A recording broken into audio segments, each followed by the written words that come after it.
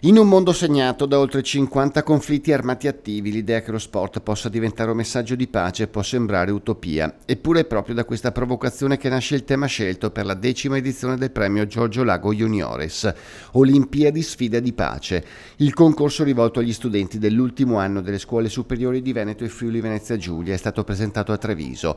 A partire dal 1° ottobre fino al 28 febbraio i partecipanti potranno inviare un articolo giornalistico di 3.000 caratteri per concorrere a una delle 3 borse di studio messe in palio. Abbiamo scelto questo tema perché può essere molto stimolante. La storia delle Olimpiadi moderne dà spunti infiniti e, come diceva sempre mio padre, che ha vissuto le Olimpiadi di persona per 4 edizioni, più molte altre seguite comunque da direttore o da commentatore, le Olimpiadi sono un po' lo specchio del mondo.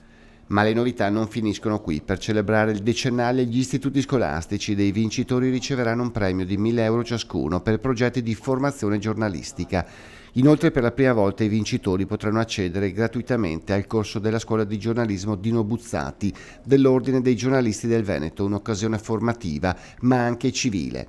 Pensiamo di dare un segnale per le nuove generazioni che hanno comunque sempre mostrato verso questo premio, verso il giornalismo, un interesse quasi sorprendente visti i tempi in cui viviamo. L'appuntamento con la cerimonia finale è fissato per il 16 aprile 2026 all'Auditorium del Museo di Santa Caterina a Treviso, ma prima il 16 ottobre al tratto accademico di Castelfranco si apriranno i percorsi giornalistici in classe, con la partecipazione di nomi di rilievo dell'informazione nazionale.